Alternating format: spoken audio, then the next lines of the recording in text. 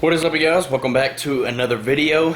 Today I finally got some bottom feeders for the 75-gallon tank, which is this one right here. And yes, if you are new here, we do have bucktooth tetras in here with other fish. Oh my gosh, what a problem that is. No, it is not a problem. In fact, they actually do very, very well with other fish under the right circumstances. You can go and watch my video that I did on these guys, and I'll explain how this actually worked out. But I'd been talking about I wanted to get some clown loaches for the bottom of this tank in here, and at least something on the bottom, because there's nothing on the bottom in here right now. I like to feed this tank pretty heavily because there's a good amount of fish in here, and you know, I like something to be on the bottom to help kind of scavenge that. And obviously I will feed a little more now that I'm getting these guys right here. So I only got 3 right now, and these guys are pretty small. They are only about I'd say 2 to 2.5 inches, so fairly small, especially for how big they get.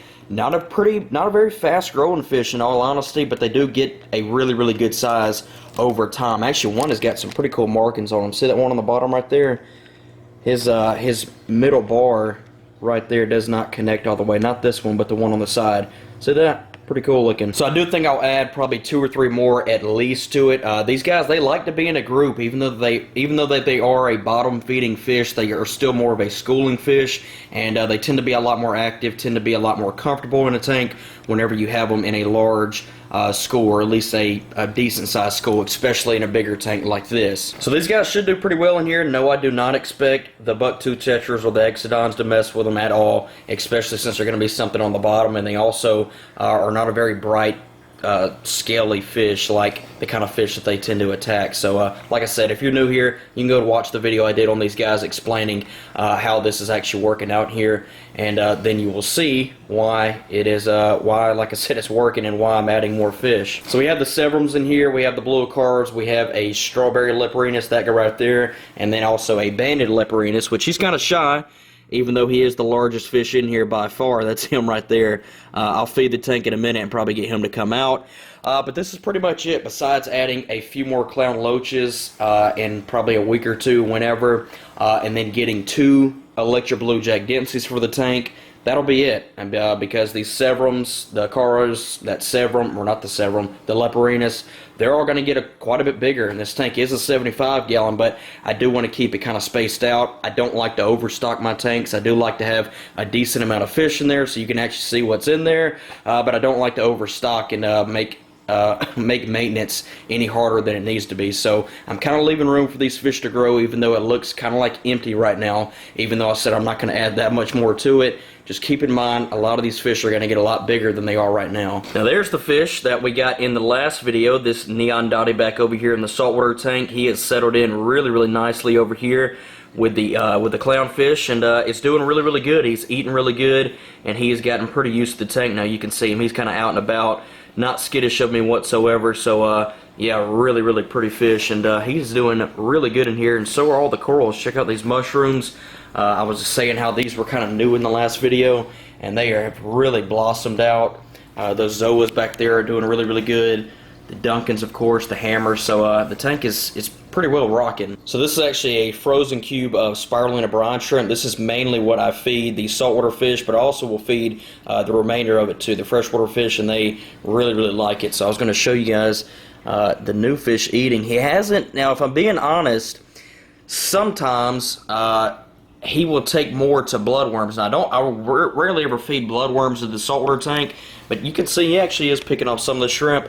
But for some reason, he actually takes more towards the bloodworms, and a lot of saltwater fish will not even do that. But he's eating really, really good. You'll see him come out here in just a second and get him another bite. He's not going to be up there constantly getting pieces of food like the clownfish is, but you'll see him kind of dart on after a piece here and there, and that ends up being enough for him after he's gotten several pieces of it. So pretty cool fish. This is exactly how I explained he would be. Like I said, not just all the time out and about like the clown is, but he will be coming out once he gets used to the tank, and obviously he is now only after about a week, and he looks really, really good. He gets along very, very well with the clown. Nobody bothers him. He doesn't bother anybody. Obviously doesn't mess with any of the coral. And he is a really, really neat little fish. And the good thing about him is he does not get that much bigger. The only thing is you can't have any other dottybacks in here with him because they are very, very territorial towards other dottybacks, but towards other fish for the most part, they're pretty peaceful with them. I'm going to drop the rest of this cube in here and just watch these guys go to town. Watch these bucktooth tetras get up in here in this mess. They don't even see it. Look at them. Look at that. They don't even see it. Oh, here they come. Now look at them. Probably drop some bloodworms in here in a second. I'm going to get that leporinis to come out. And this is mainly what I feed this tank. I mainly will feed frozen food, but I also will feed them at the end of feeding them the frozen. I also will drop in some granulas or some pellets, mainly for the leporinis to eat, because he doesn't get a whole lot, because all these smaller fish tend to get most of the frozen food before he can get to it. And when he does come out to get the frozen food, like you'll probably see here in a minute, he tends to grab the whole cube and run off with it. So it kind of works against each of the fish whenever he does that, or whenever they get most of the food before he gets to it. So I usually will drop in, like I said, some smaller granulas or some medium-sized pellets for him to eat, and that kind of gets him going pretty good. And these guys like the shrimp, but this is what these guys really like, is the bloodworms. And you'll probably see the leporinis come out now. Look at that. And I usually will drop in a cube of those and then wait till they eat it all in about 30 seconds and then go ahead and drop in another cube. Yep, here he comes. He's being shy. This is a little earlier in the day for when I normally feed them. These guys are used to getting fed at night, so that might be why he is not quite as active. But look at that. Whole cube gone just like that. Gonna go ahead and drop in another cube, and we'll see if he decides to come out. You see what they're doing though? And these guys will, oh gosh, he just screwed up right there. Yep, he got it taken from him. Oh no, there it is back there. That smaller leporinis took the whole cube inside that log, and let's see if he comes to get it. I was sure that big leporinis, now he's got it. See that? That was a half a cube, and he just ate it in one bite, and these guys do not have very big mouths, so that's what I was talking about with this guy. He normally will come up here and grab the whole cube and then run off with it, and the others don't get that much, so I always am sure to drop in some pellets after I feed the frozen food, but that's what they like. That is like the #1 food this tank likes, especially those bucktooth tetras, is bloodworms. So now that we've gotten all these guys fattened up, I think now is a good time to go ahead and put these clown loaches in the tank. Alright, here we go, here we go.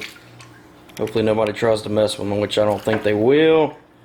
Alright, and there they are. And they look tiny in here. Make sure, doing alright. Yep. Nope, don't do that.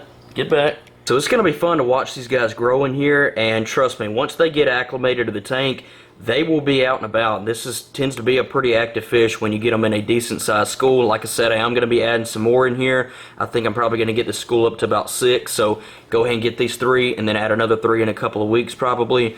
And these guys are big bloodworm lovers as well, so I will definitely be feeding even more now. Might even up it to 3 cubes if that's what's needed, and just to make sure these guys get enough food, because like I said, they can get to be a really good size. I wanted them in here, but I also wanted something to be on the bottom as well. So now that we got that, that should be really good. Look at that. Look at the markings on this one right here. His stripe kind of breaks up. See that? It kind of only goes down halfway.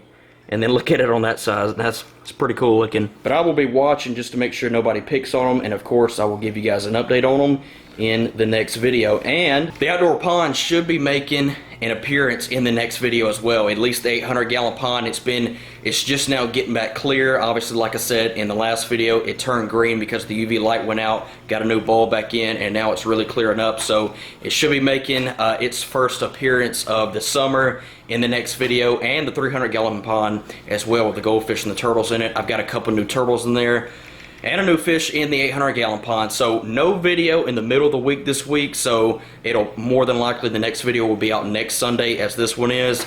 And just because I won't have any time to film in the middle of the week this week, won't really be anything to film anyway. And like I said, I'll be back then, and the ponds will be making an appearance then. So I hope you guys did enjoy the video though. If you guys did, please be sure to give it a like down below. Hit that subscribe button if you guys are new to the channel. If you guys have any questions about any of the tanks or ponds that I have, you can leave them down below in the comments, or you can message me on Instagram at fishing_pf. So like I said, thank you guys for watching, and with that being said, I will catch you guys in the next video. Peace.